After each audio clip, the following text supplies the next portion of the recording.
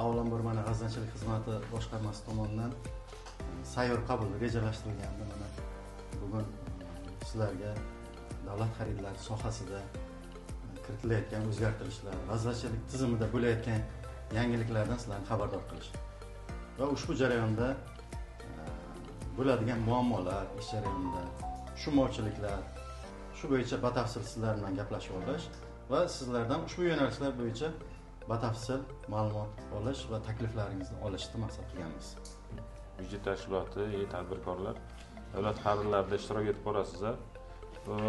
Davlat xaridlari to'g'risidagi O'zbekiston Respublikasining 684-sonli qonuniga xabarlarimiz bor. 2025-yil 1-martdan 10.05 sonli O'zbekiston Respublikasi qonuniga asosan o'zgartirishlar kiritildi. Bu 1-martdan kuchga kirdi. Ikki taraflama bekor qilinganda bir ish kunida 2-3 kun hisob raqamni qaytib kelsa, tashkilot ishi agar shartnoma bekor qilinganda pul tez qaytadi, kunda qaytadi. Faqat bekor bo'lmagan shartnomalar bo'yicha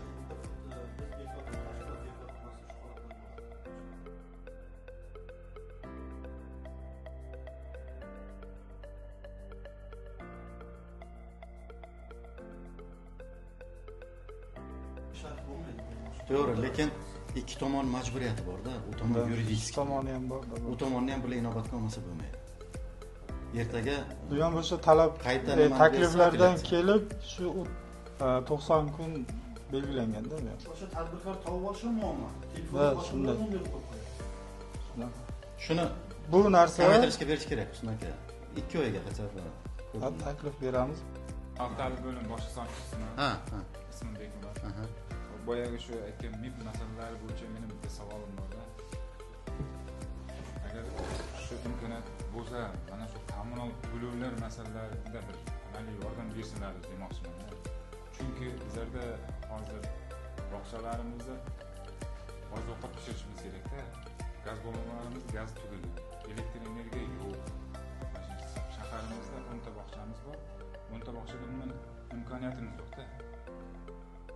Hozir gaz ballonida to'ldirib kelishga pul chiqmaydi g'aznadan, elektrga o'chirib ketgan. Umuman to'lovlarimiz MIPga murojaat qilasizlar. MIP xat bergan 15 kun oldin vakolat berilgan MIPga. MIPga vakolat berilgan, ya'ni qaysidir turlarini ochib qo'yadi, qaysidir turlarini yopadi. Vakolat berilgan unga. Lekin Elmurodga vakolat berilmadi. Elmurod agar shunday nima qilsa, ertaga shu jarimani buni bo'yniga yetib qo'yadi. Yo'q xodimlarga. Tamom, menda ana shu narsa bu. Men aytdim, biz mana taklifni berganmiz. Birlamchi xarajatlar bo'yicha biz qarorga taklifni berganmiz. Avvalambor rahmat. Men xursandman, barchalaringiz mana sog'-salomat ko'rib turganlar. Kelgusi yilda ham mana shunday sog'-salomat barchalaringiz ko'rib turaylik. Mana kelganlaringizga, ayamay vaqtlaringizni ajratib kelganlaringizga rahmat. Endi mana shu narsalarni ko'paytirib, birgalikda ishlab tursak, birgalikda harakat qilsak, o'ylaymanki, ishonamanki, aniq yil oxirida barchamizning yuzimiz yorug' bo'ladi. Mana shu mashaqqatli ish faqatdan. Chunki har bittalaringizga juda katta mas'uliyat yotibdi. Chunki sizlarda harakatsizliklaringiz butun korxonani to'xtab qolishiga sabab bo'lishi mumkin. Shu narsani tushungan holatda harakat qilib ishlaringizni olib boryapsizlar. Bu yerda ham oilani, rizqini o'ylab harakat qilyapsizlar. Shu ishlaringizga omad tilayman, rivoj tilayman. Mustahkam sog'lik tilayman barchalaringizga. Kelgusi safar ham uchrashib turganimizda mana shu yuz bilan uchrashib turish nasib etamiz. Rahmat.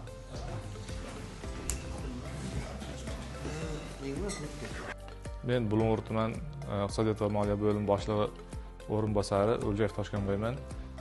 Mana bugun Samarqand viloyati g'aznachilik boshqarmasi boshlig'ining Bulung'ur tumanida sayyor qabuli o'tkazildi.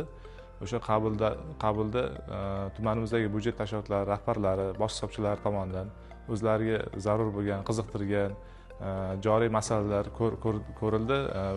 Boshqarma tomonidan amaliy tavsiyalar berildi. Hal bo'ladigan masalalar joyida hal etildi. Bu jarayonlar kelgusida tez davom etib turadigan bo'lsa, muntazam o'sha tashkilotlardagi kamchiliklar oldindan bartaraf etiladi degan maqsaddamiz. barcha ishtirok etganlarga tashakkur bildiramiz.